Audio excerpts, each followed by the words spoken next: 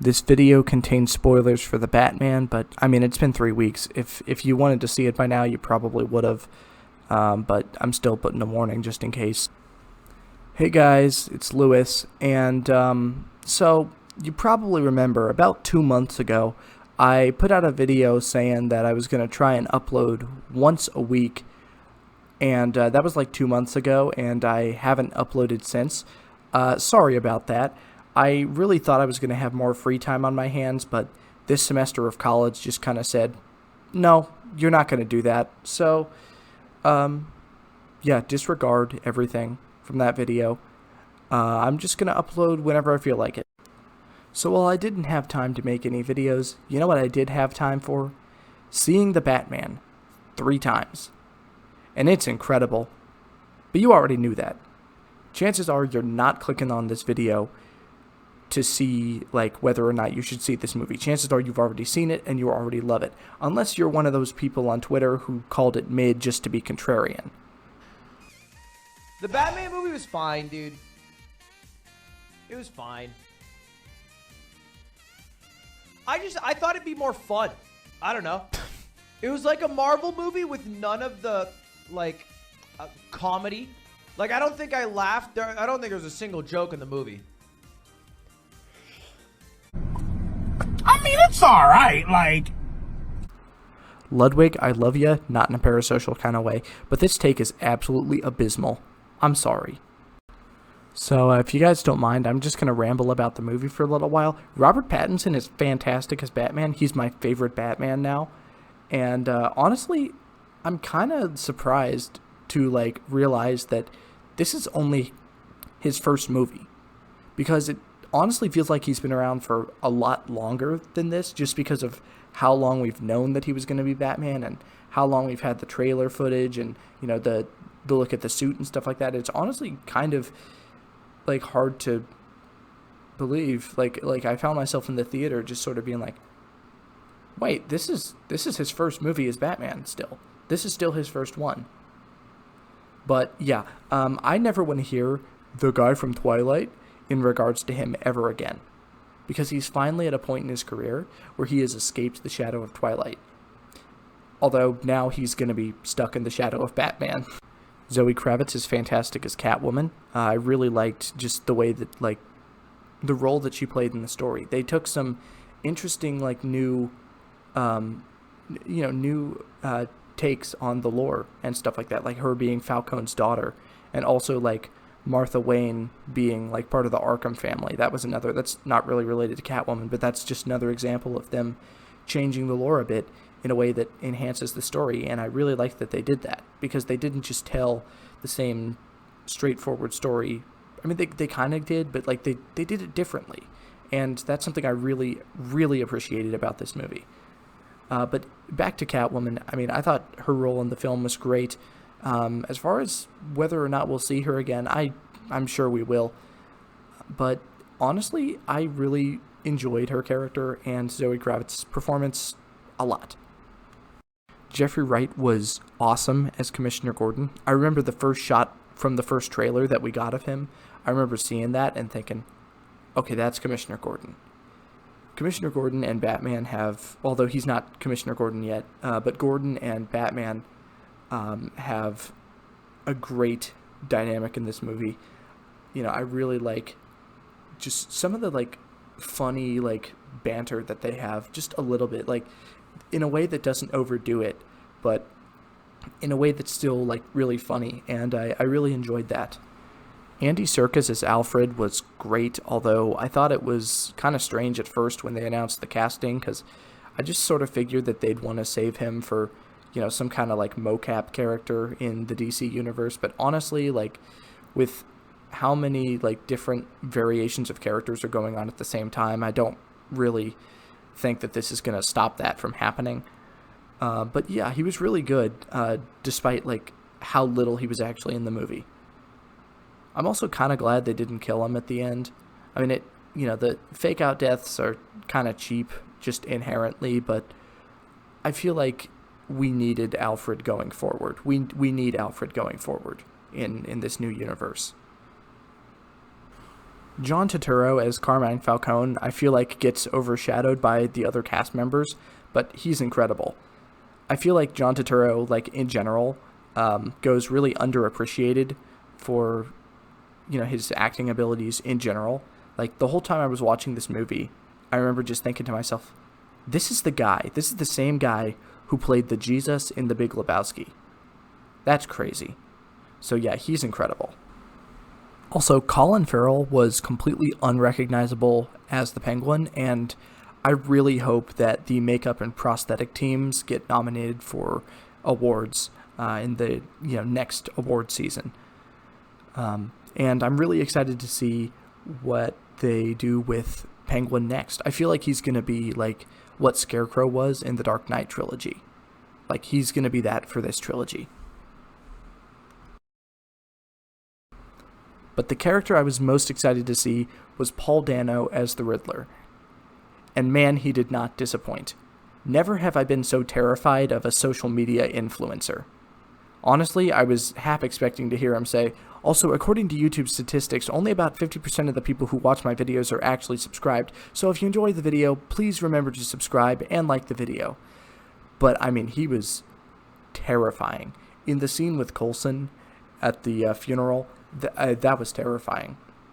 And I've heard people say that, like, the him singing in the prison sequence was cringy or whatever, but that's the point. Like, the whole point is that, like, once the Riddler doesn't have the mask, he's not as scary. I remember in one of my viewings of the movie, I think it was the third one, when he turned around and you see his face for the first time, somebody in the audience goes, he's just some kid. And that's the point. He's not a threatening guy. He doesn't look like a threatening guy. He doesn't really act like a threatening guy when he doesn't have his mask and the voice filter to hide behind. In the prison scene when he starts freaking out, this isn't how it was supposed to go. Like, that's when we see who he really is. He's just some guy who's really smart, but he's not as terrifying as he would like us to think he is. And that's sort of the genius of the character. Oh my gosh, he was so good. He was so good. I want to talk about Batman's character arc in this movie. He starts out as the brutal Batman we know and love from past iterations of the character, although I really like that they actually, like, committed to and stuck with the no-kill thing. There were so many other Batman movies where, like, he finally reaches that breaking point, like in The Dark Knight, or he just flat out ignores the no-kill rule, like in some of the Tim Burton movies and, the Snyder stuff. But I really like that they actually stayed true to that. I mean, they had him almost reach that point, but they stopped him. And I love that they committed to it. They committed to the no-kill thing. That's great. That's great.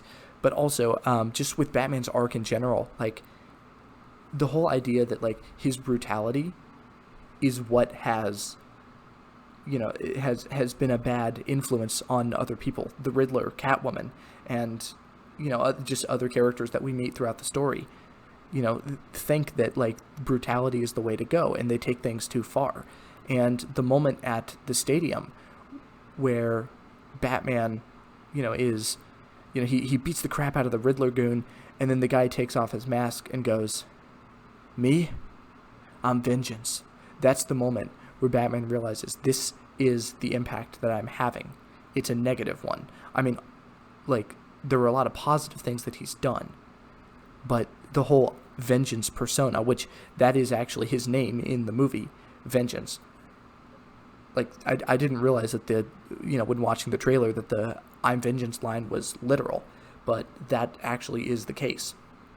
I also just, like, the fact that the climax of this movie is Batman saving people. It's not him fighting those people. It's not him fighting the Riddler goons. That's not the climax. The climax of the movie is when Batman gets out the flare and starts saving people. He helps people during the day. I think we're in for a different Batman in this next movie. I mean, these action sequences are cool, and I'm sure we'll still have cool action sequences. But I really do think that we're in for a different Batman and a different Bruce Wayne in the next movie. And that's a perfect segue into my next topic. So, what do I expect to see in the next movie? I don't think we'll see Joker, at least not like in a prominent role. We may get another cameo. I really hope we don't get another movie of just Joker as the main villain. We've kind of had enough of that for now. Yeah, I mean, really, we have. I mean, Barry Keoghan is great, but I'm happy that that deleted scene was, ultimately cut out of the movie. I just don't think it would have fit, and I kind of think it would have been too much. The Joker scene that was in the movie, honestly, like, if I had to remove one scene from the movie, that would be the one. Yeah, I mean, Joker's cool, but we've had so much of him lately. I'm just glad that, like, it's not going to be like Jared Leto's Joker. It's going to be an actual good Joker. Yeah, I hope we don't get Joker until, like, the third or even fourth movie, depending on how many of these they do. There are rumors about, like, Hush being a part of it, which, honestly, I do think that that is a possibility that we could see Hush in the future. Maybe not the direct sequel, because I know that the Hush storyline in the comics involves a lot of different characters from the Batman mythos, and we're not really, like, that far into the Batman timeline to really, like, have the characters to do that story yet. So, yeah, I mean, I think we'll see Hush at some point, but probably not in this next movie. But what do I think is going to happen in the direct sequel? Well, for one, I think Gordon is going to be promoted to commissioner, whether it's on-screen or off-screen. I mean, the commissioner died in this movie, so the logical next step is to see Gordon get a promotion. And speaking of promotions, you know who else died in this movie? The district attorney. So whether or not we see Two-Face in the next movie, I won't be surprised if we see Harvey Dent. As far as, like, who to play Harvey Dent, I've heard a lot of really interesting ideas. I've heard people say Oscar Isaac. I've heard people say Pedro Pascal. I've even heard people say Matthew McConaughey. And honestly, all three of those sound good to me. I'd be fine with all three of them. I know that Matt Reeves has talked a lot about Mr. Freeze, and honestly, I would love to see him in the next movie. I've heard people fan casting, like, Giancarlo Esposito, a lot of, like, bald actors, but Giancarlo Esposito is my personal favorite of, like, the fan casting ones. I'm sure, like, whoever they do cast, whether it's him or not, will do a fantastic job, but, like, for me, Giancarlo Esposito would be my top pick, since he's one of my favorite actors, just in general. And I also think it would be a really interesting idea that they could do, like, if Mr. Freeze is, like if the Court of Owls, which Robert Pattinson has talked about wanting to see, like, if the Court of Owls is, like, manipulating him, like, using Nora Freeze, his wife's death, like, to manipulate him and leverage him into, like, doing things for them. I think that would be a really interesting idea, and that's something that I feel like would be really, really cool. Although the general concept of the Court of Owls, it's something new, and I think it would be really cool to see. But since we just had the whole police corruption mob storyline, a secret society within Gotham might be, like, too similar to, what we just had in this movie. But I'm sure they would find a way to make it work. Another character who I believe in the comics has a tie to the Court of Owls and is a character that I really, really want to see is Dick Grayson / Robin. Dick Grayson is my favorite DC character, and I really, really believe that we need a good, serious portrayal of Batman and Robin working together in live action. Like, the 60s show was really goofy. Like, that show, a lot of people don't realize, it was a comedy. Like, people say, like, oh, it's so cheesy because it's from the 60s. No, people don't realize the show actually was supposed to be a comedy. Like, it's a satire of, like, the comics and, like, the old 40s serials. And then Batman and Robin and like Batman Forever, those are also goofy movies. So we've never had a serious like live action portrayal of Batman and Robin working together. And that's something that I think that this trilogy needs, especially because so far this movie, even though the buzz has been like overwhelmingly positive, there are a lot of people who, feel like they can't help but compare it to what we've had before. And I remember, when this was even announced, people were like, oh, another Batman movie? Okay, like if this trilogy wants to stand, because it's probably going to be a trilogy, if it wants to stand out, I feel like having a good Batman and Robin relationship would be like the thing that could help it stand out. That's just my opinion, though. Honestly, I don't really have like a preference on who they cast as Robin, although I just pray to God that it isn't like Tom Holland or Finn Wolfhard or Timothy Chalamet. I really think it should be like a younger actor who's like not super well known. I would say the kid who plays Miguel on Cobra Kai, although I know he's already going to be Blue Beetle. Honestly, Robbie, the actor who plays Robbie, Tanner Buchanan, I think is his name. I think he would be a great. I feel like he'd be good. I wouldn't mind seeing him. So yeah, that was just like pretty much incoherent rambling.